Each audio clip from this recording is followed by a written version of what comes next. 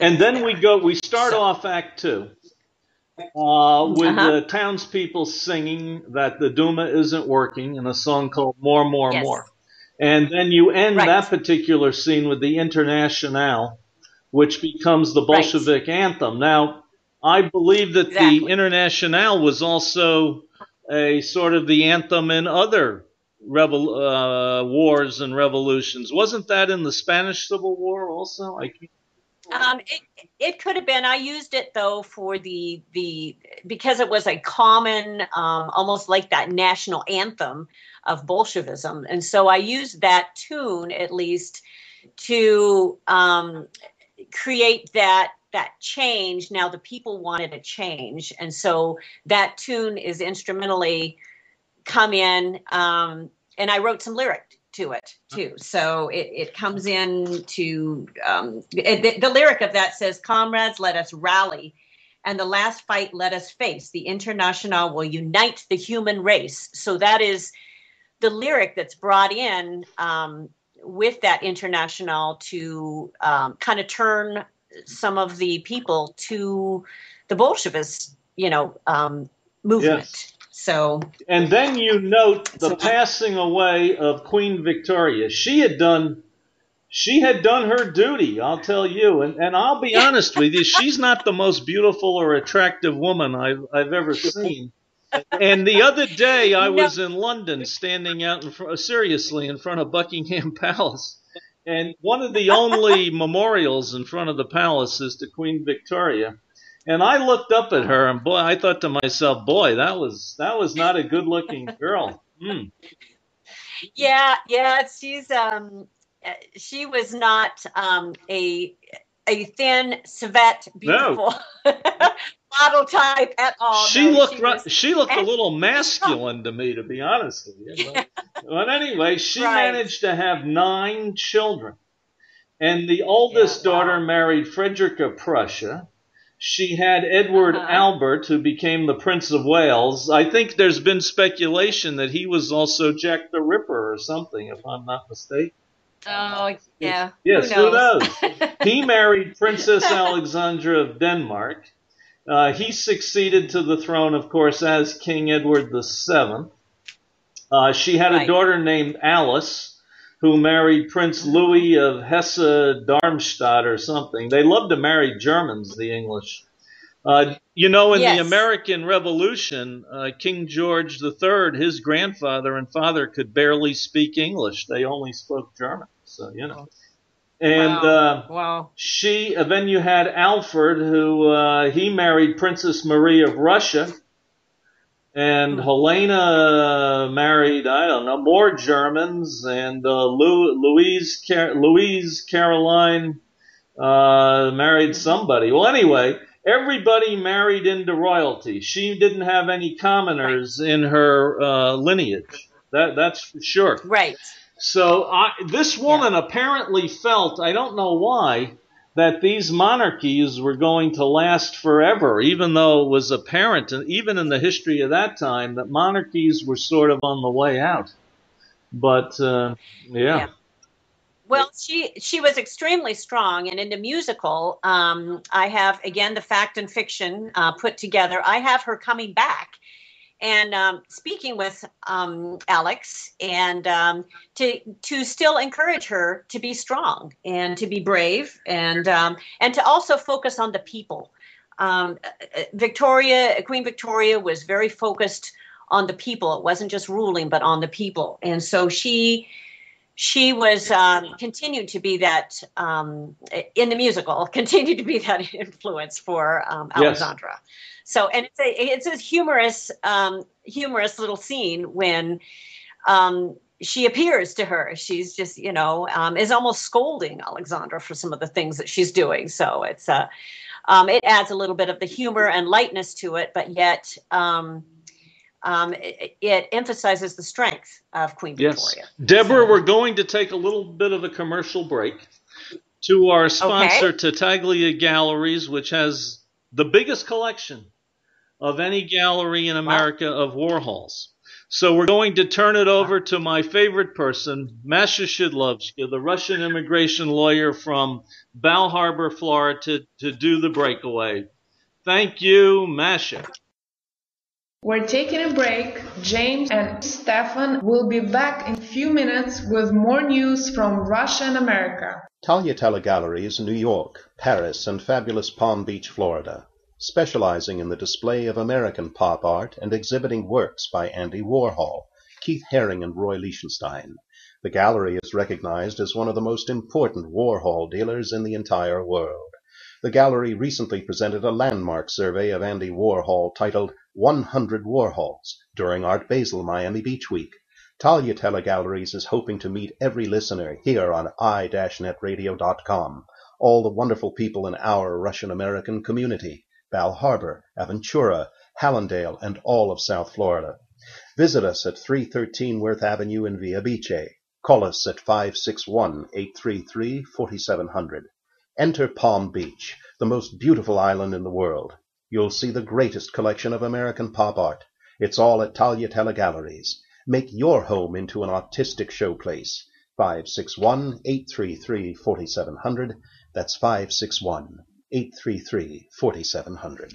We're back with James, Stefan, and the panel. We're ready for some serious talk and whatever comes to our way. Okay, we're back. We're back. Masha, thank you for bringing us back. And we're back here with Christina Botnari, who, of course, is the host every day at 12 noon and also at 6 p.m. here on i-netradio.com. She hosts the wonderful Classic Music Hour, which is also brought to us sponsored by the Russian Music Society, which is dedicated to the preservation of classical music throughout the world. And Christina has been nice enough today to bring us Deborah Johnson, who has put together a masterpiece, I think, called the musical TSARINA, and it is fabulous. I can't believe how many songs she produced and wrote for this musical. And this is really, really interesting. Okay, Deborah, we left off, we were talking about Act 2, we were talking about Queen Victoria and her passing away, and apparently there's a little bit of a subplot to this family. One of the daughters, Tatiana, the daughter of Nicholas and Alexandra, is in love with Edward. Now, Edward is the child of the nanny, is that it? Right, of Oksana. Now, Oksana and Alexandra, of course, they end, that's where that daughter's prayer came in at the end of Act 1, and where Alexandra, we have the passing of time with her having one daughter after another, and she's praying for this son. But Oksana has a son, and his son, and this is the fact and fiction put together, but her son is called Edward. And he pretty much grows up within the palace because, of course, Oksana is there with Alexandra's children. She is the nanny, and she is the right alongside. So, yes, they end up falling in love. I see. So now, is that true? Is that factual? No, it's not totally factual. I have him turning to Bolshevism. So this is the fiction part, of course, because, you know, this is a love story as well, and the tragedy of what happened with their lives. And so he is an additional character put in that turns, and they sing this amazing song, Never Say Goodbye. And it's very heart-wrenching because in the musical, he ends up getting shot. And well, I shouldn't tell you the whole story, but I mean, he does. Yes. It's very sad that way, but it's an amazing, beautiful love story between them. And it's really a story of the times of what happened because of, you know, it's almost like that character in Sound of Music where you have at the very end, you know, her love that she had, and they're trying to escape, and he was going to turn them in. He totally turned. They were very much in love, but this character, they never fell out of love. But he went into the Bolshevism, and was telling her that it's going to be a new world. It's going to be a new rulership. There is going to be no czar, and it shocked her. Sure. So, but but I'm telling the story this way through another, side by side, love story. So of one of her daughters. Well, you also have something very interesting in here. In scene 4, you have Queen Victoria coming back from the dead. That's always interesting. Yes. And you know, I know. yeah, I'm familiar with some stage performances where people appear from the dead. I can't name them for you, but I remember a couple of those. And yeah, it's very interesting. Yeah. It's very interesting because she comes back, and on the stage, it was great fun to do this. We had her all in blue light, and it's a kind of a comical scene as well, because she totally takes Alexandra by surprise. It's like, she hears this voice like, Alexandra, what are you doing? And she was telling her daughter in the musical, no, you can't marry for love. No, you can't marry. You can't fall in love with this guy. You need to do what we want you to do. And of course, Queen Victoria comes back and says, hey, Alexandra, didn't you marry for love? Yes. She scolds her. Yes. So it's the point of I think it gets many chuckles at that point, thinking, oh yeah, right. Yes. So, well, I noticed something else interesting in that scene with Queen Victoria. She encourages Alexandra to go work in a hospital. And of course, the royalty has always been cognizant of public relations and keeping up appearances in order to keep the love and devotion of the people. And exactly. Did that ever happen? Did Alexandra ever go out amongst the people and work amongst the people? She did. She actually did. And this was, and so I played this up a little bit, but she actually did go among the people. And this was the encouragement of Queen Victoria to go back among the people. That was the most important, not just to think about ruling, but go among the people. So they did. She did make some hospital visits, and it really affected them. She had no idea what was happening. She was so focused on her son being ill and so focused on, the influence of Grigory, and it just it shocked her. And in that scene where she goes into the hospital was shocking for her, that she saw all of this. And of course, at that moment as well is when, in the musical, where Edward is brought in and he is dying, the love of her daughter. And it's a very, very heart-wrenching scene, but it's one of reality of what really could have happened. Now, she was not a popular empress or queen, was she? No, not really. She was kind of standoffish. She didn't spend time with the people. And she was German.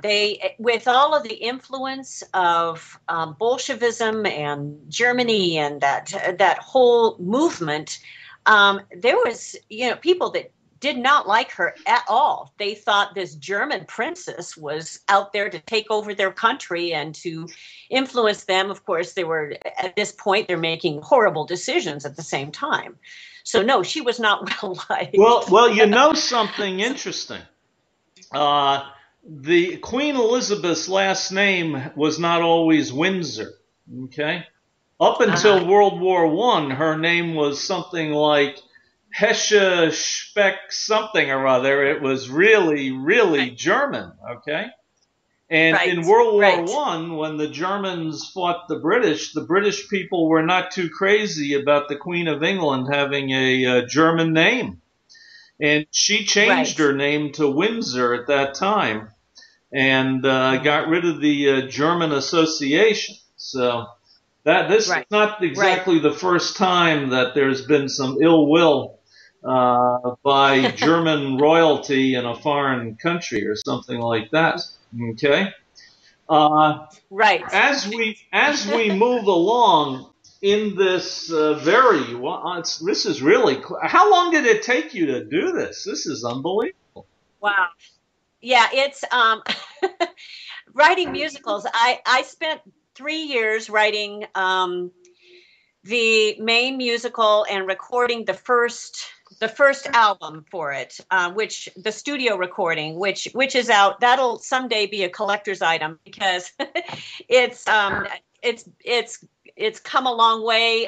When the stage version happened, I rewrote some of the songs, changed them around, and all of that. But yeah, the first process was like 3 years, and then I didn't launch it on the stage probably till 3 or 4 years after that. So it has been probably a 6 to 7 to 8 year process of even getting it to this point. Musicals a lot of them take about 10 years to just really get going. And this is a large musical. It wasn't easy to launch, to find the right theater for it, to cast it.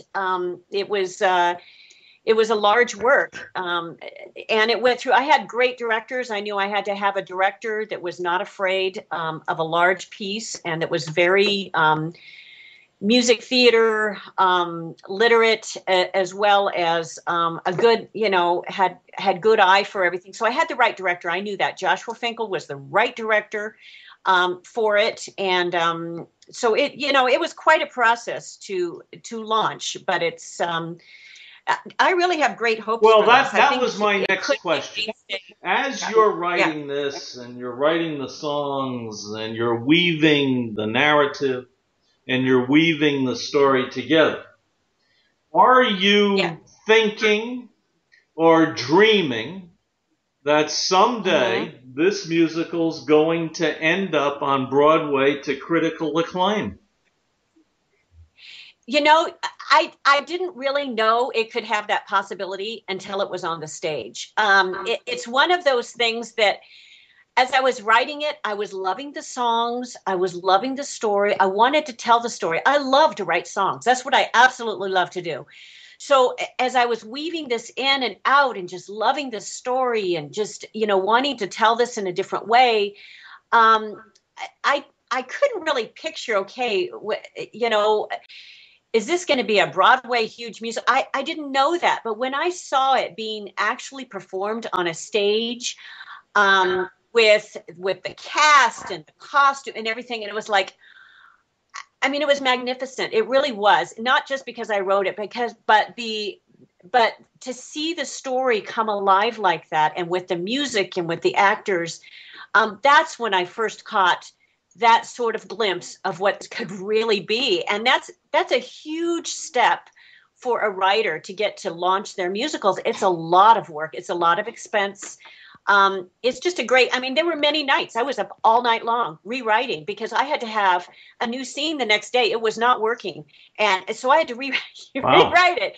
And so it takes a lot of sacrifice to get to the point of really launching them on a stage. And that's when I caught even more of the magic, like, wow, this could really, really happen. Because I thought, well, maybe some schools and colleges will want to do it. But I really caught the vision that this could be something just really great, because it really, this musical and the turmoil that was going in the government and in the countries right then. It's just like history is repeating itself. This happens with all of the uprising and everything over and over not in the exact same way, but it's a story about life that happens among governments and about rulers and about bad decisions and about conflict. So it's really a story that's it's one that I feel it needs to be told. How long is this musical when it's staged? It's 2 hours. We cut it, and that's part of the hard part of putting something on a stage, because it's almost like when you're writing a book. Okay, you write it, and then you go, okay, I said I have way too many words in here, so I need to cut it down to say what I want to say in fewer words. Or writing a speech, it's the same thing. So we cut out the fat that didn't need to be there to still tell the story, to still have the songs and the music and everything driving it. And so it's right at, again, I had the right directors between Joshua Finkel and between Kevin Remington. They were able to help me say, you know what, we can cut this a little bit. So we have 2 hours total. And then plus there's we had a 15-20 minute intermission. So it's tight, it's strong, says the story, has all the songs in it, a lot of music. Deborah, I'm not an expert on this, but it would seem to me that this is a very large, major Broadway undertaking. You have more songs in here, seriously, than Jesus Christ Superstar or something. Well, and the songs are strong. Many musicals, you'll walk away with maybe one song. I mean, I think that's why I believe in this so strongly, too, in this musical, because the songs are very, very strong. They're not just little themes going through, but they're very strong songs. So if it ever gets the chance, I mean, musicals, again, I've been told it will take $10 million to launch this on Broadway. You took the words out of my mouth. It's going to cost a fortune to put this production on. Yeah. Right. But I put it on very reasonable because I was able to hire, we did a minimal staging, but they worked great with that. So I was able to launch it, video it, and the whole thing. But if you want a huge production, and if you have the money behind that, you can spend up to $10 million on this to get it launched on Broadway. But I think it'll go through some steps before it gets to that point of other theater houses being able to do it. You don't have to spend that kind of money on it at all. We did it for a lot less money. I mean, I still had to spend money to launch it, but it was I was able to use community type of people on my team, and we put on a great show. You know, Deborah, there have been many Broadway productions that only lasted one night. Exactly. That's why you want some other producing houses to do this before you spend that kind of money and put it right on Broadway. I think we should start in New Haven before we get to Broadway. That sounds good. Wasn't that one of the old things? They started somewhere in Connecticut and sort of worked their way down. I forget. Yeah. Yeah. Funny. Well, everyone has a different journey, so they get their different ways. So. That's for sure. And boy, you would have to have some awfully talented actors and singers in order to pull this off. Actually, I had a great young cast. Again, I had a director that was able to draw some great talent.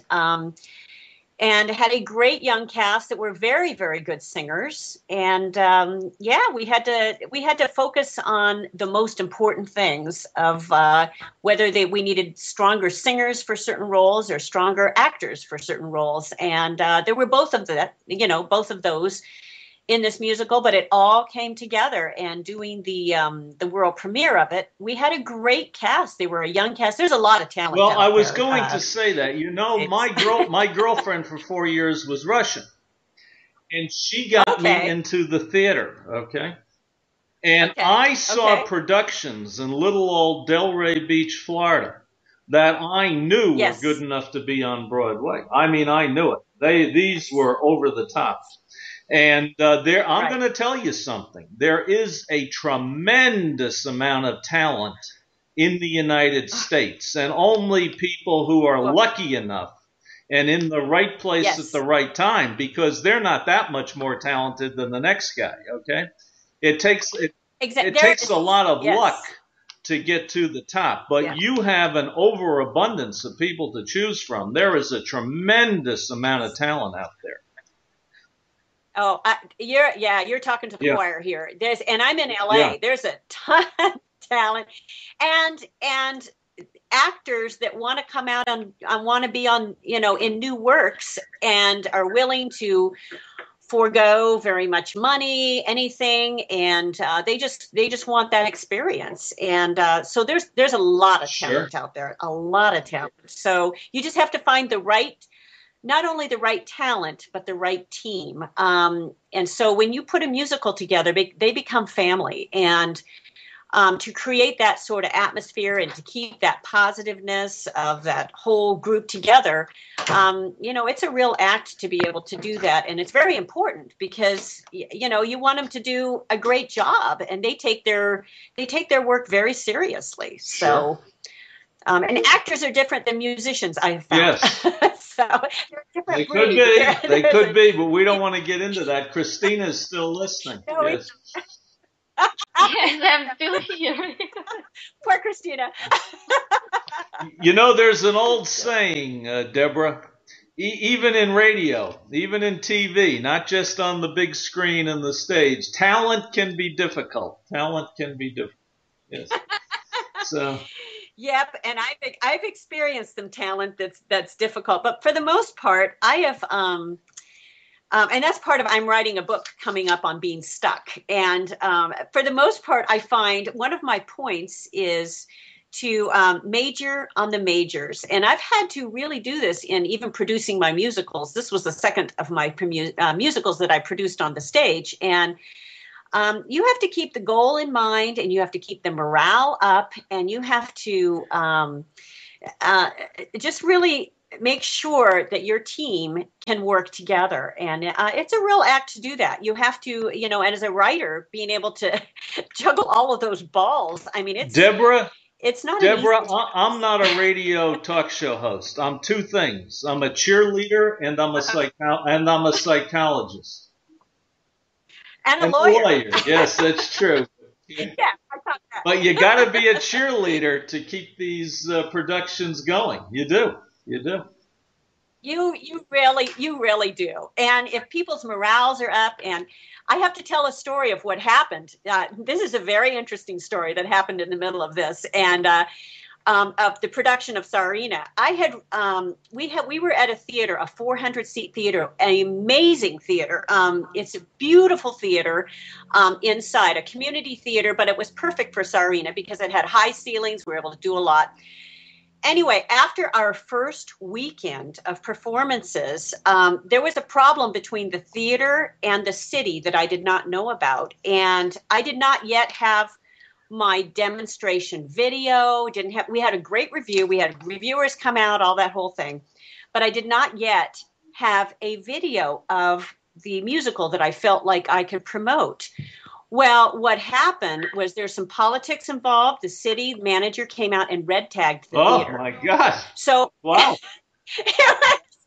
On the Friday night, we're supposed to go on. All the actors are there. The costumers on her way with all the clean clothes, everything. And our, Nicholas's father in the musical in TSARINA,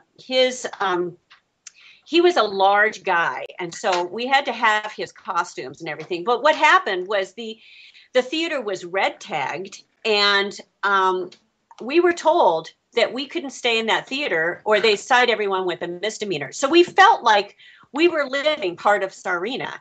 We were living the beginning of Act 2. And it really drew us all together. We got through that night. They ended up dropping everything because all of our cast were just... anyway, there was a lot of details. I will be talking about this in my book, but it was an amazing journey of everyone pulling together because we had no choice. We had this last weekend of being able to get a great video of the show, and we were going to be shut down, and it was no fault of ours. So, well, about 8 months ago, I was wandering through Coconut Grove, which is in Miami. It's always been an artistic center of Miami. All your artists congregate in Coconut Grove. And I was walking past the Coconut Grove Theater, which was very famous in America. It was like what you might call a summer stock theater, if you know what I'm speaking of. And they abandoned that 8 years ago. Let me tell you, that whole baby is red tagged, Deborah. That's got one big red tag on it. Yes. Yeah. Yeah. Well, I got to experience that Yes. firsthand, having the line of policemen, line of firemen telling us you have to move everything out of the theater. Yes. I mean, we had these huge sets. We had to move everything out of the theater. You're joking. Yes. So it was quite an experience. I know. I can imagine. Now, Deborah, in the Act 2, you get into politics a little bit, and you talk about the new Russia. Edward tells Tatiana they will marry in a new Russia, that there will be no more Tsar. You have a heart-wrenching ballad, Never Say Goodbye, but unfortunately there was a goodbye in the story of the Russian Tsar and Tsarina. There was not a happy ending. And No. and then, of course, Nicholas factually, historically, does join his men on the front lines. I didn't know that Rasputin had given him that advice, but I'm not surprised to hear that. And of course, the child falls ill. The war intensifies. Nicholas had gotten them into a big mess. I think over 3 million Russians ended up being killed in World War I, and it really devastated and decimated the country in every way. In fact, if you look at demographics a little bit to this day, that's one of the reasons there are so many more women percentage-wise in Russia than there are men. It still carries over because so many people were killed. Of course, World War II had a little bit more influence on that, And And then, of course, Alex tells Tatiana that she will bless the love that she has for Edward, and the protesters rise up, and Edward is shot, which is not good. And then you have in there also the historically correct abdication of the throne by Nicholas. And then, even Mr. Rasputin was murdered or assassinated or something. He died a rather ugly death. I think a bullet went through the center of his forehead, if I'm not mistaken. I think that a bunch of nobles had gotten together and said, wow, this guy is destroying the country. He's making our lives crazy. And we've got to get rid of him. And I think they also shot him a bunch more times just to make sure he was dead. And historically, there was a story that his corpse stood up at some point, and people thought, oh my God, he's come back from the dead. But I think that was some sort of chemical process that goes on when a person dies. I think that he may have, in fact, stood up in the casket or something like that. But rigor mortis, I think they call it. So, yes, you do have Rasputin dying. And the first family leaves Russia. Is that true? Did they actually leave Russia? I thought they were always in Russia. Well, I had them leave because we needed to get to, when they abdicated and they went to all of these other places where they have to end back up into the basement, which they were at another place at that point. So yes, that's when I in the musical. That's when I have them leave. Wow. So, and it's a very emotional time as well. So. It sure is. Okay, and then Queen Victoria appears in the last scene, welcoming people into the other side. And I'm one of those kooks. I sort of believe in the other side. Yeah, it was. It's a great song at the end, everywhere. Kind of ending with. Yeah, that is a happy ending. Even though they get killed, they're rejoined with Queen Victoria on the other side. And you sing. They will stand. You sing the song everywhere, so you turn a tragedy into something a little bit more upbeat. Yes. Deborah, we are almost at the end of the show because I'm going to bring Christina back on now. Christina, what are we going to play for all our listeners for the last 40 minutes of this show? Well, we will be playing this show, TSARINA, Deborah Johnson's show. And this is the recordings or the musical, the songs from the show. Yes, this is the recording of the musical. Yes, this is, and And the songs are recorded on the recording that you have with the world premiere cast. So it's the demonstration for the musical. It's the musical can be done as an entire track show with orchestrated tracks. And so they are, this is the world premiere cast on it, and they can see more and hear more on sarinathemusical.com, and also my website, which is djworksmusic.com. djworksmusic.com. Deborah, thank you for coming on the show. Christina, I want to thank you for finding Deborah, bringing her to my attention, and bringing her on the show. She was terrific. What a guest. Yes, it was a wonderful conversation. I had so much fun with her. I had a lot of fun. So much fun. Okay, as we always say to all of our listeners, das vidanya, paka paka, and please listen in again. Thank you very much. Spasiba.